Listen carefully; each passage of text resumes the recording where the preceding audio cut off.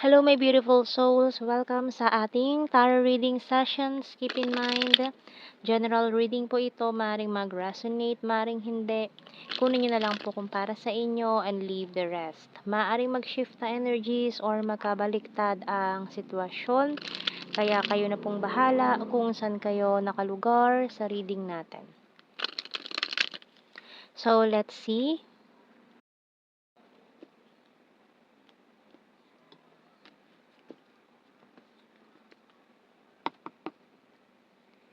So, we have here the Hierophant and the Empress card.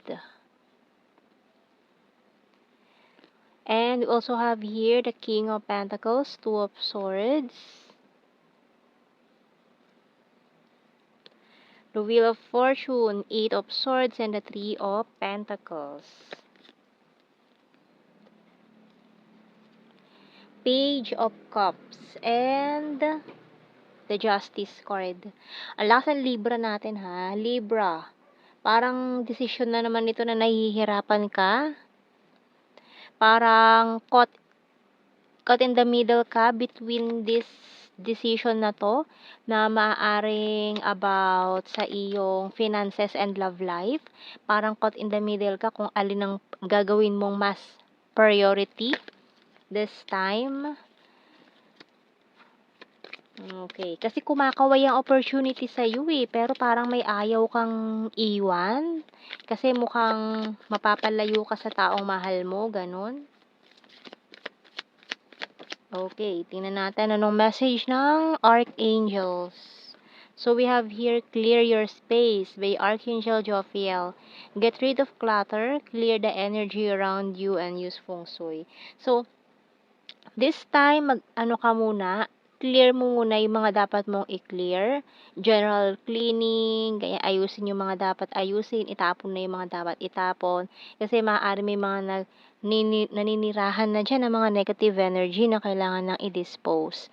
Kaya marahil para makapag-isip-isip ka din, kasi pagkatapos mong gawin to, baka makatulong siya sa'yo makapag-decide dito sa mga plano mo. So, tingnan natin anong mga messages natin dito. Signs and symbol cards natin. Kasi lalo na kung naguguluhan ka, hindi ka pa sigurado sa kung anong pipiliin mo, kung anong gagawin mo, anong desisyon ang gagawin mo dito. So, tingnan natin. So, we have here open book, bell, letter, deep well, healing crystals, and fish. So, for some of you, mukhang moving on process ito na hindi pa rin talaga totally makalimutan or caught between waiting and moving on. Bottom card natin, compass. Pero mukhang sinasabi sa'yo ng tadhana ngayon na ituloy mo muna itong plano mo. Kasi mukhang may maganda kang makikita doon sa iyong patutunguhan with the compass natin dito. Kaya puntahan mo yung lugar na gusto mong puntahan ngayon. Kasi mukhang doon mo makikita itong hinahanap mo. So, may mga travel involved dito na gagawin ka na maaaring may makita ka doon na hinahanap mo. So, it's a go signal for you na mukhang marami kang travels na pagdadaanan ngayon. So, tingnan natin sa Tarot Messages Oracle Cards.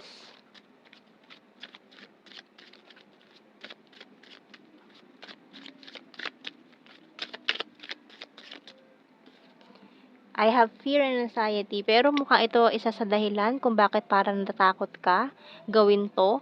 Parang, lalo na kung solo travel yung gusto mong gawin ngayon. Or mukhang nagpaplano ka na mag-change ng location, lumipat ng bahay, lumipat ng lugar na titirahan mo ngayon. Sa malayong lugar, parang iniisip mo, ano kaya kung lumipat ako dito sa location na ito, na malayo sa nakasanayan mo. Parang it's a big decision na hindi mo mapag-desisyonan sa ngayon. Pero mukhang go signal to Oh, I want you back. Mukhang nagpaplano ka kasi na mag soul searching, then para gusto mo maiba yung yung ambience, maiba yung paligid. Kasi mukhang may gusto ka ng kalimutan from the past. Pero mukhang mauudlot na naman ang healing natin dito kasi mukhang maghahabol tong taong to. Feeling left out in the cold. Mukhang may mga madedelay na naman kung hindi mo itutuloy itong plano mo, itong gusto mong gawin, mag-travel, umalis, lumipat. Mukhang mauudlot na naman tong healing process mo na to. Ayan, you're so hot. My intuition choose you, waiting for you. I hate my pride and ego. I'm addicted to you. So, kasi itong taong ito, mukhang hot and cold. Parang unpredictable, moody, paiba-iba ng mood or ng ugali or ng minsan pinapakita niya sa'yo gusto ka niya, pero madalas dinededma ka niya. Gano'n ang gawain nitong taong 'to. Parang confused ka sa pinapakita niyang mixed signals. So, moving forward, ito na nga yung energy natin dito na puntahan mo.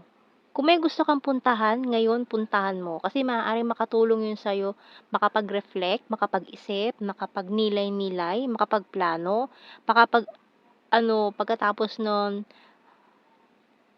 makapag-decide ka na, no? Makapag-desisyon ka ng maayos. Kasi maguling isip mo ngayon eh. Kaya kailangan maglinis, tanggalin yung mga gumugulo sa isip mo ngayon.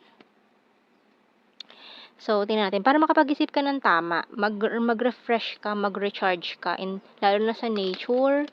Ayan, mag-spend ka ng time with nature alone. Mag-solo travel ka, ganyan. So, tingnan natin mga messages natin dito. The hidden truth.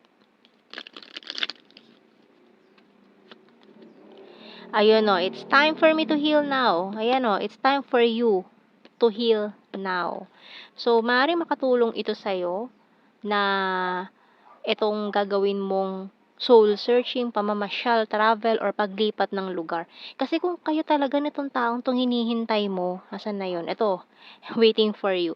So, kung kayo talaga ng taong ito, darating yung araw na magiging okay ang lahat sa inyo. Pero ngayon hindi pa eh. Hindi pa ngayon yung panahon para maging okay kayo nitong taong hinihintay mo. Kasi mukhang may hinihintay ka eh.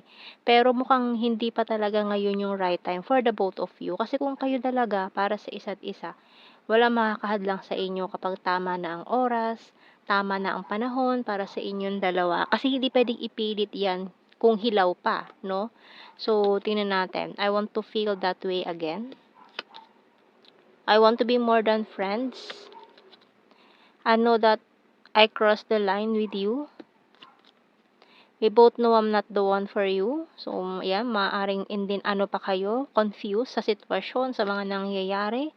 I bury myself in work to forget you. Not available. So, maaaring itong taong to ay in a relationship pa with someone else. Kaya hindi pa talaga tugma yung panahon para sa inyo. And I hid who I'm really am from you. I'm so attracted to you, bottom card. Kaya kung talagang gustong-gusto mo siya, kailangan mo munang bumitaw ngayon. Kasi, lalo na kung in a relationship talaga itong taon to sa iba ngayon, no? Huwag kang maging dahilan para magkahiwalay sila. Lalo na kung in a relationship nga. Kasi malaki ang balik niyan. Lalo na ngayon, 2024 is year of karma. At naka-retrograde pa si Saturn ngayon. So, lahat talaga ng ngayon ng karma is ibibigay sa iyo, good or bad. Kaya ayan, magpakabuti tayo, magpakabait. At huwag gagawa ng mga desisyon pagsisisihan niyo sa huli. Kaya ngayon mag-unwind ka muna. Ayan, ka muna diyan, mamasyal-masyal ka, mag-grounding, connect with nature, i-release mo itong mga stress mo, itong mga negative energy na nanahan sa iyo ngayon. Mag-cleansing ka. Ayan. So, kuha tayo ng mga initials natin dito. Kasi hindi ka makakapag-isip ng tama ngayon talaga. Guguluhin ka. Ayan. Hindi ka makakapag-isip ng tama ngayon. Kaya, magpakalayo-layo ka muna. Ayan. Gawin mo yan. Gawin mo yan para sa sarili mo. Meron tayong KHY A. Puntahan mo yung mga gusto mong puntahan, mamasyal ka, yung mga dream destination mo, puntahan mo para makapag-isip-isip ka.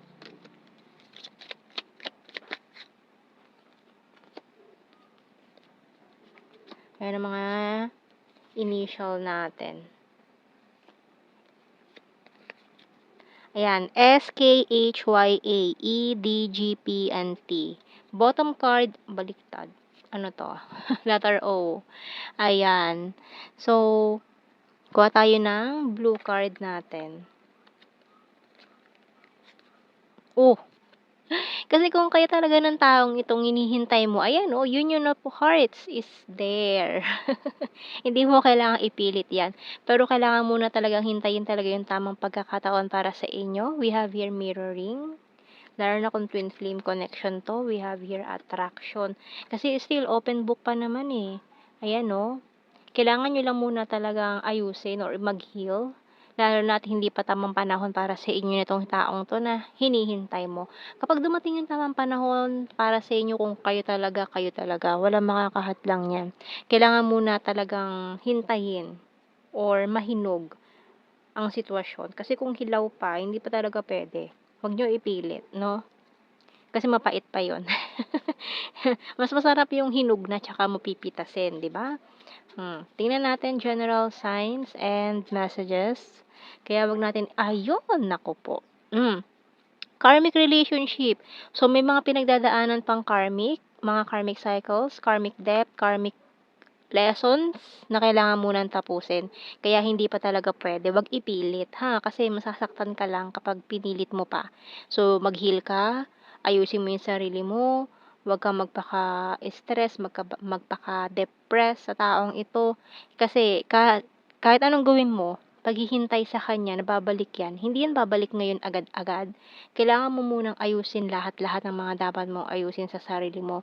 Hindi dahil devastated ka, or malungkot ka, babalik tong taong to sa'yo para ayusin ka. Hindi. Kasi ikaw mismo ang mag-aayos sa sarili mo. No? So, we have here number 10. So, hintayin muna natin matapos ang mga completion. Kasi kahit anong gawin mong pilit, wala talaga. So, we also have here birthmark, March. O, ayan, o, lalo na kung you're in this twin flame journey. O, ito pa, confusing. Ito kasi ikaw kayong dalawa, confused. So, we also have here, Sagittarius, past person, party animal, athletic, number 4. Ayan kasi kahit anong gawin mo, paghabol dun sa taong tumakbo, mapapagod ka lang. Kasi, walang gagawin yan kundi tumakbo, wala kang magagawa dyan. Kaya, magpahinga ka muna. No, hayaan mo siyang tumakbo palayo sa'yo kasi wala kang magagawa pa dyan. So, we have here Libra, South PH, Gorgeous, Cancer sign, North PH, Gemini, Killer Smile, Virgo, Taurus, selfie-holic. Kaya mag-ipon ka ng mga selfie mo. And nature, nature lover. So, connect with nature. Yan, pinamumukha sa'yo. Go for it. So, ayan ang ating reading, my beautiful souls. Thank you for watching. Take care and God bless. See you in our next reading, guys. Bye-bye.